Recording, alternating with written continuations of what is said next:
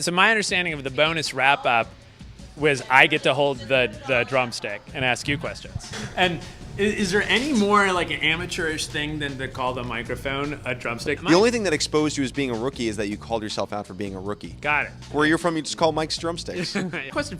My question for you, Dan, is what, like, a week and a half from this convention, I know there's still some things for tomorrow. What are going to be your take-home points? What are going to be your like take-home impressions? What changed in your view of things about candidates, about the party, about anything at all? Like, I just want to know what or did this make absolutely no impression on you whatsoever? I guess that's the other choice. I always thought this was important when I found out that this existed, the endorsement conference.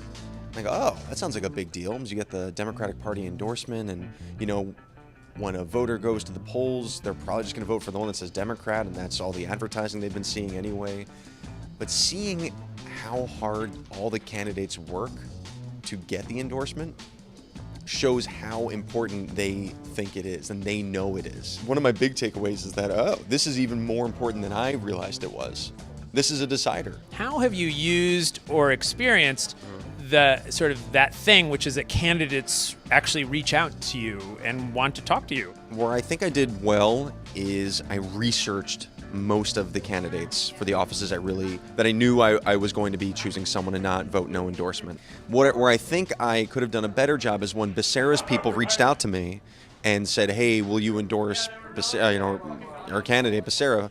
And I would just say, no, I'm not endorsing him because of because of his views on the death penalties for it. I didn't follow up, and really that's the time I can take that candidate to task. And I can call up Becerra and say, hey, you want my vote? This is what I really care about. And he may not change his mind, but he's listening to me. Because instead of having to listen to the entire state of California, he's listening to 1,200 elected delegates. Right. So I shared that experience, and I appreciate also what you're saying, which is that there's a kind of responsibility to it. Right. In other words, you kind of live up to the responsibility well or not, and there's a set of opportunities that you choose to seize or not. What it sounds like what you're saying is that actually you decided maybe this delegate thing, at least for this purpose, the endorsement purpose, is actually more important than you thought, or yeah. Exactly. It's all more important than it all is more influential than I thought. I thought it was, oh, this is important. This is the process. And going through it and reflecting on it now, I'm realizing I had even more influence than I thought. So did you take Kevin De Leon's tacos? That's what I want to know. I did not take his tacos. I did not want his tacos. The line was enormous for those tacos, and I learned my lesson at the e-board meeting No, it was last year's. It was the last day convention last year, where if I wanted to get lunch, there was this line for a lunch buffet, and I could either pay for it or I could say I'm supporting Gavin Newsom, and then I got a free lunch. Final question: will you run again in 2019? To be an elected delegate? Yeah. Very likely. The one thing I'm considering is I can still do a lot of the things I'm doing now as just an observer. I can just come in, I can go to the caucus meetings, I can sit and talk with people. The advantage I get as a delegate is obviously that I have influence, I have say, and I'd like to do that. And I'm wondering if I want to devote even more attention to the Schmolitics side of things, to being able to go around and talk with people and not have to wear these two hats at the same time. Because if I'm press, candidates still are going to want to talk to me.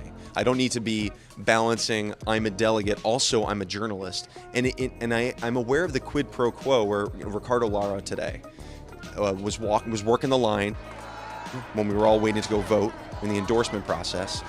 And his campaign manager and I were talking, and I'm like, yeah, I'm still not sure. And he's like, oh, what are the issues you care about? We want your support for Lara, SB 562, Lara. I'm like, yeah, I'm not really sure.